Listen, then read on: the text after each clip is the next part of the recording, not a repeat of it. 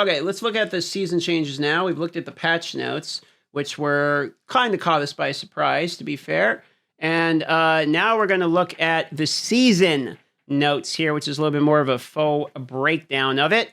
Okay, here we go. So let's dig into this here. Investigate the Malignants with Corman. So this is the kind of the main character for the quest line here. Distraught and Panic, the Church of Light's guidance. Investigate the new quest line with Corman, who trains you to capture the Malignant Hearts. Embark on a burning from within quest line. So basically, this is just, if you want to read this, you can. This is just a breakdown of a little bit of lore. I kind of want to get into like what the actual changes are here. Transmute the Malignants into vengeance. Okay. To fight back against the relentless and oh my God, I can't speak today. The relentless animosity. And now that of malignant monsters, you need to turn their hearts against them. Slaying partly corrupted enemies, a type of malignant monster will drop a Malignant Heart. These can be captured by performing a ritual with the Cage of Binding. An item acquired during the season's questline, partly corrupted enemies or unruly storm will go down. Then they'll be reborn into a fully corrupted enemy. If defeated, they will drop a version of Malignant Heart that can be placed. So basically, you kill the dude to drop the thing, to create the ritual, to kill the dude, which drops the thing. Okay, and then the final thing is the one that you put into your slots. All right, so you do some killing. You do some killing, and then your things are there. So there's 32 new hearts. The hearts are broken into 4 categories, each corresponding a color and unique keyword. Vicious, which is orange, offensive power. Brutal, which is blue, a defensive power. Devious, which is pink, utility power. And Wrathful, which is black, superpower. Super sounds interesting. Defeated the Malignant Hearts, or Malignant Monsters, would drop a heart that corresponds with the monster's color. So you get a monster has a certain color. It's one of these 4 colors. You kill the dude, he drops one of these things. Okay, that's simple. The colors of each correspond to their sockets, which will be in the jewelry. That's why we see like blue and orange sockets in jewelry, etc. So you get a socket in your jewelry with the color. You kill the monster that's the same color, who drops the heart of the same color. You put it in the thing, and it gives you a thing. Okay, so that's where it's at so far. Creating and salvaging these. Now, looking into this here, any heart that you don't wish to keep can be salvaged of a corresponding color, and then you can use the resource for creating and upgrading the hearts. So we can upgrade them, boys. That's going to be, that's an important note there. We got to upgrade the hearts, aka legendary gems from Diablo 3. Kitty, get in there. Here. Salvaging each vicious, brutal, and devious heart will provide you with 5 to 15 of the Ichors. Wrathful hearts provide me 2 to 5 of all the other heart types. And Wrathful, I think, are the ones that go into any color spot there. Creating a random heart of specific type costs 35 of the other 2 primary color. For example, if you want to craft a vicious heart, you would need 35 brutal and 35 devious. In return, you would receive a random vicious heart that scales to the level of your character. The random heart you create will always either be specific class or class agnostic. So, interesting. It scales with the level of your character. Okay? Important part to remember there. Okay, so we're going to harness their power, elevate your build. Let's actually see what these hearts actually do. Okay, the stats you see reflect what level 20 character received is dropped. So they scale based upon when you got them, basically. Or it did say you could upgrade them. So it sounds like that's something you can do as well. So let's go ahead and look at these. So Gemra ones for all classes. Critical strikes electrically charge the enemy for 0.75 to 2.5 seconds, causing lightning to arc between them and any other charged enemies, dealing flat lightning damage. I get very bored of flat lightning damage numbers, I'm going to be honest. That doesn't interest me too much. Every 5 seconds while above 60% life, core skills cost life instead of primary skill. That's already interesting. Skills that consume life deal increased damage. Oh, wow. Okay, so we're the second one in, and I'm already interested. You gain 40 to 60% critical strike damage, but your non-critical strikes deal less damage. Okay, that is also interesting. You gain barrier generation. You heal per second while you have an active barrier. I'm liking these so far. Okay, I'm liking this a lot. 10 to 20% of incoming damage is instead suppressed when using a defensive subterfuge or, I'm just going to say, hey, Macarena, skill. All suppressed damage is amplified by 250% and explodes. Really? Okay, dealing up to fire damage to nearby enemies. Okay, wait, up to. So is this a cap? Or it says it's amplified by 250%. I don't understand how this works in relation to the 250%. So it's a 250% of up to a flat cap at level 20. Hopefully that number goes way up there. The flat ones I'm not as interested in. You can become immune for 2 to 4 seconds after you lose more than 20% life in a single hit. Wow. This effect can only occur once every 110 seconds. So that is going to be a very good hardcore, I would assume, defensive property. Resource draining effects are 40-50% less effective. In addition, you gain increased resource generation. So that will be nice to counter like the Nightmare Dungeon that resource drains you. Deal fire damage to surrounding enemies whenever a crowd control effect is removed from you. I don't really care about that one that much. Maybe that will be kind of nice, but meh. After spending 150 to 200% of your primary resource, your next attack stuns enemies for 2 seconds. Okay, would that might be interesting for stagger builds if that applies under the stagger bar for bosses. You know, you spend your primary resource and you just constantly regenerate it, and then you're adding more stagger on your stagger build, maybe. Cycle through the bonuses every 20 kills. Gain attack speed. Core and basics have a chance to restore your primary. Every 21 seconds, you gain a barrier. That's kind of a cool one. It's just kind of a Jimro overall encompassing like small buff. I don't think that's a huge deal, but core and basic skills have a chance to restore fully restore your primary is kind of nice. So here's a Wrathful Super. Your damage over time effects are increased by 30 to 40% for each different crowd control effect of a target. Well, I think the way stagger works is they're affected by all of them. So if you're doing a dot build on a boss, wouldn't this be a crazy stagger build item here? Wait, hold on. They say more about this. Unstoppable monsters, stagger monsters instead take 110% increased damage from your damage. Okay. So there it is. 110% increased damage. So they thought about this. I just need to continue to read. Critical strikes and all subsequent damage within 2 to 4 seconds is absorbed by your target. Then the absorbed damage erupts in the surrounding enemies. Storage damage is increased by 10% per second. So this is just a better version of the other one. That was like a fire type of one. That actually seems nuts for single target builds. I don't see a cooldown on this. So how does this trigger? And let's see, critical strikes and all subsequent damage within 2 to 4 seconds is absorbed by it. So if you can just do this to all of them and then they explode after, that would actually be a good way to bring them down, like bring people into a pack together and then explode them. I'm thinking like corpse tendrils, you bring them together, you get the burst from the corpse tendrils, you nuke them down, and then they explode in a big AoE. Kind of interesting. Barbarian now, spending Fury gives your next non-basic critical strike chance increased.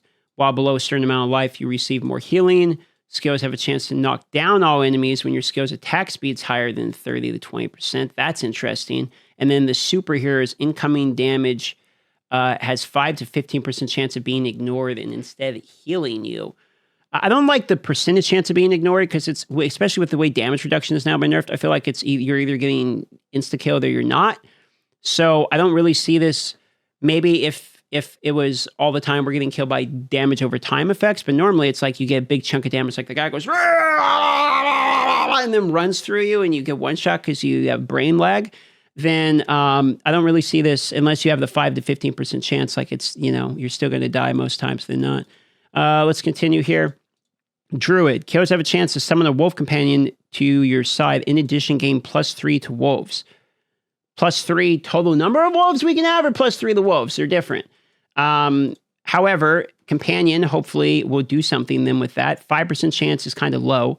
8 to 13 close enemies automatically cast Cyclone Armor. This cannot occur more than 10 to 20 seconds. I don't know if I care about that. I don't know if I care about it automatically pushing enemies back, to be honest. I feel like if I'm putting myself in a situation where I'm getting surrounded, like there's a reason for it, or I'm just bad. Up to 30, 50 distant enemies are being pulled toward you while you have an ultimate skill active. Wait, up to 30 to 50 distant enemies are pulled towards you while you have ultimate. So you go grizzly werewolf or grizzly bear, and then you sit there and you spam, and they're getting sucked in while you're seeing they're spamming. That's kind of interesting. Okay. The Unconstrained Beast. When you are hit with a stun, freeze, or knockdown effect, there's a 40 to 60% chance to automatically activate Grizzly Rage for 3 seconds. That is actually quite good. 40 to 60% is fairly high. Chance to activate Grizzly Rage is only for 3 seconds. Man, I kind of like that. Hopefully, I'm assuming that doesn't put your Grizzly Rage on cooldown, but this is like a counter to CC. Again, the percentage chance stuff isn't as reliable for like, I can't like rely on this to save me in hardcore, but at least it's like a high enough chance that while I'm getting CC'd in dungeons and stuff, this will break me out maybe a couple times, you know, while I'm playing softcore and like not paying as much attention, which means the farming will be a little faster. So I kind of like that. It puts you in grizzly rates. So you get like a burst opportunity after being knocked down. And normally if you're getting knocked down or CC'd, it's by somebody you're trying to kill, like an elite monster or something that's kind of tanky. So I can see that kind of work. Necromancer here. Walking near a corpse automatically activates an equipped corpse skill every second, dealing reduced damage. Really? Why would I want it to do reduced damage? Well, if it's automatic, I can be spamming other moves while I'm doing it. I'm assuming this is a separate global cooldown. So for that reason, that's actually pretty good because that's a buff in terms of overall DPS, even if it's a nerf in terms of the damage you're dealing per corpse, if that makes sense. Okay, that's interesting. Okay, so that's that one. Let's see. When at least 5 enemies are near you, gain an aura that automatically curses surrounding enemies with Decrepify. Depends upon what near you means, but I'm assuming it means close. And if that's the case, then this is actually quite good. If that aura curses them without it being on your bar, these are actually really good because then you can take it off your bar, still get the amplified damage, which just got buffed during these patch notes, which would make this significantly stronger. Frozen Tear here. 10 to 20% chance of inflicting fear for 2.5 seconds. Feared enemies are chilled for 20% every second. Oh, okay. A fear, huh? Yeah, the CC could be interesting if you're doing some kind of CC type. You could do this. You know what you could do? Like an old school, like Warlock type build where you do a fear build where the fear transfers from one person to the other with the one aspect where you have a chance to transfer crowd control abilities from one person to another. So this could actually spread almost, like a Affliction Lock or something back in the day. Let's look at the super here. Each minion drains 1 to 2 essence per second, but deals 50 to 75% increased damage. With no minions, this bonus applies to you and drains 5 essence per second. So this is just like a big dick damage increase. Necromancer seems like they got decent targeted ones, I'm going to be honest. Some of these seem pretty decent for the Necromancer. Okay, Kitty, time to get off the table. Kitty, you either go on the spot up here, or you're going to have to go because you're on my keyboard. Let's look at Rogue. Lucky hit. 20% chance to launch stun grenades to deal physical damage and stun enemies. I hate the grenade stuff. I find it boring, but that's just me personally. When you use Subterfuge skill, leave behind an unstable shadow decoy trap that taunts enemies. The shadow decoy trap will explode after 6 seconds, dealing shadow damage. Cannot occur more than once every 5 seconds. Every 5 seconds is pretty common. And if it's a taunt and draws them in, that's actually like pretty common.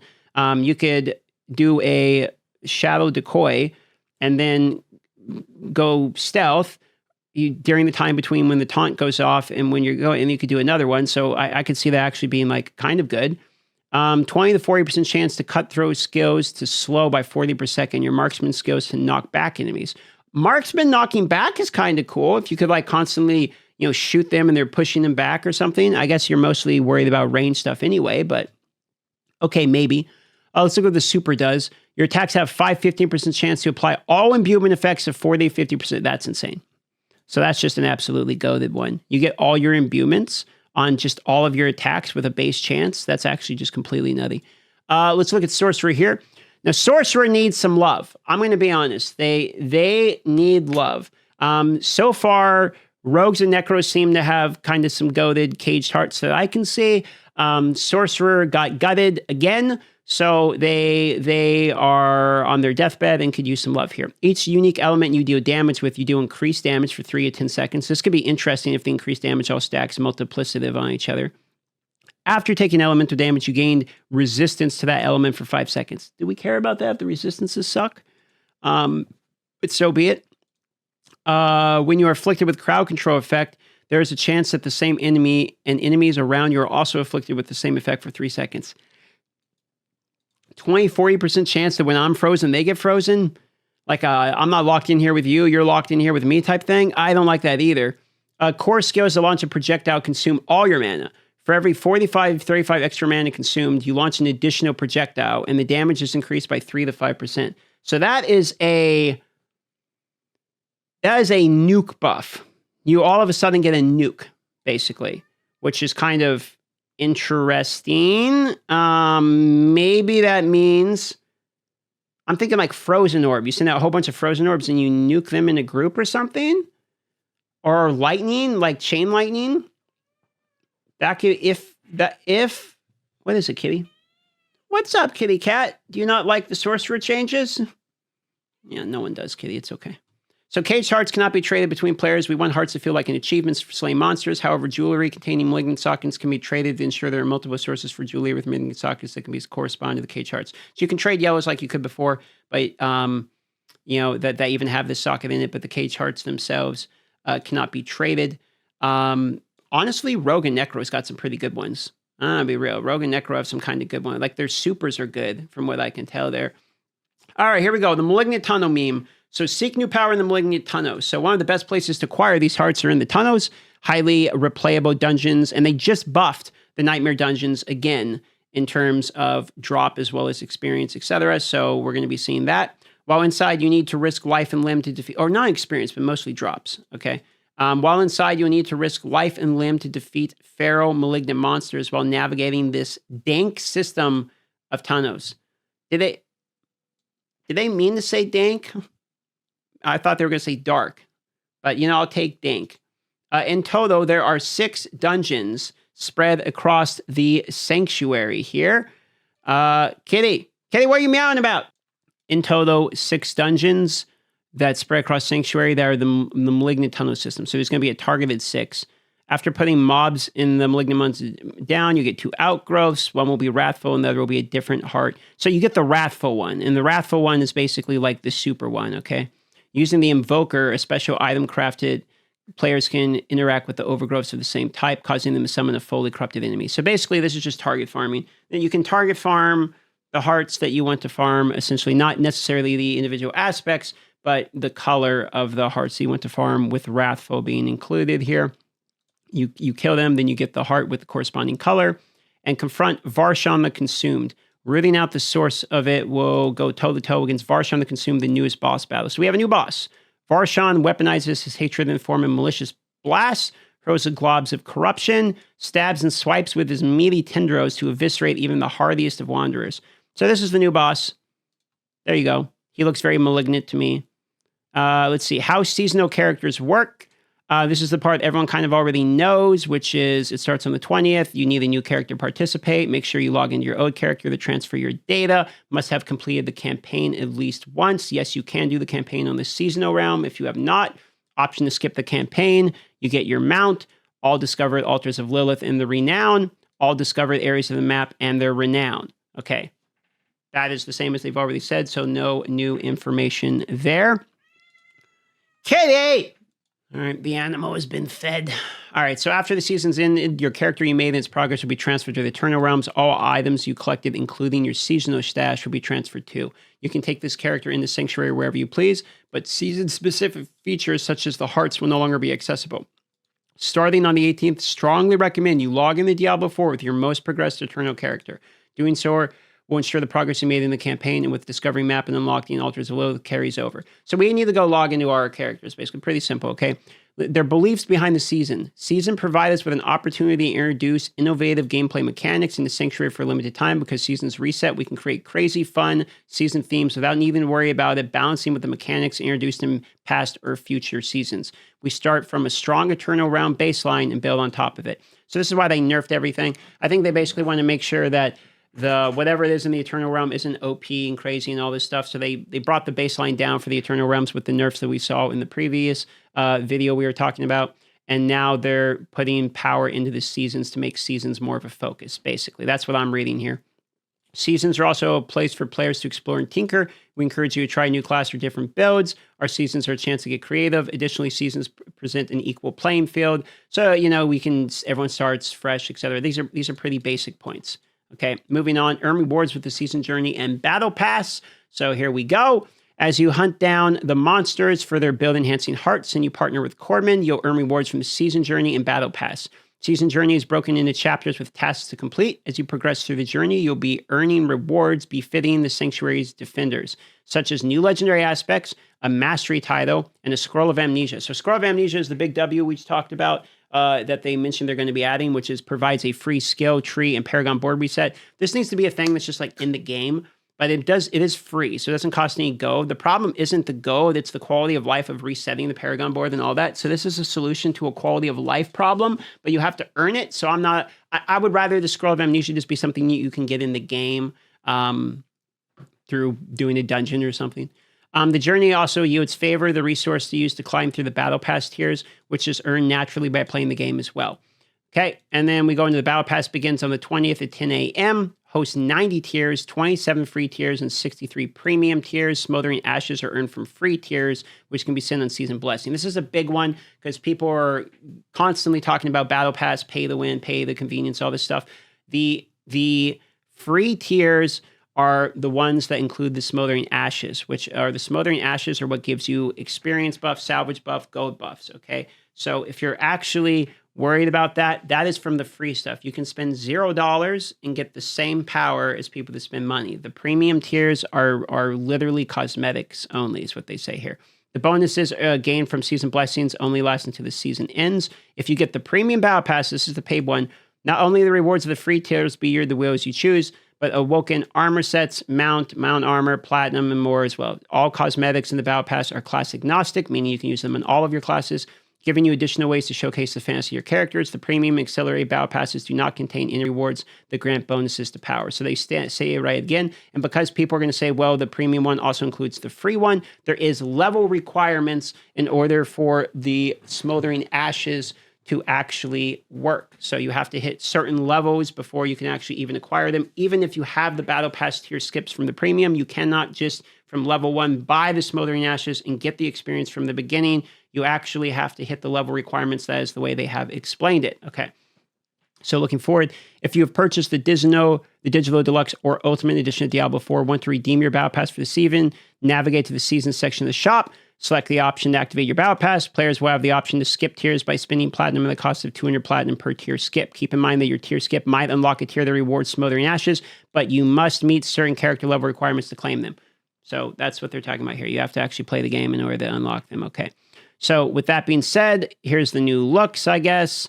We're not going to care too much about the cosmetics, but that is their full season breakdown. So a lot of aspects from the Caged Heart, 32 different ones. And these are the numbers shown at level 20. The interesting part about these Caged Hearts is these are going to scale with your level. So this is going to change a lot in terms of build diversity. There definitely seems to be some classes that got better stuff than other classes. So kind of interesting to see. And yeah, that's about it for the season journey. In 2 days, we're going to see how this actually goes. And we're going to be playing. And I still, at this point, am not sure what class I'm playing.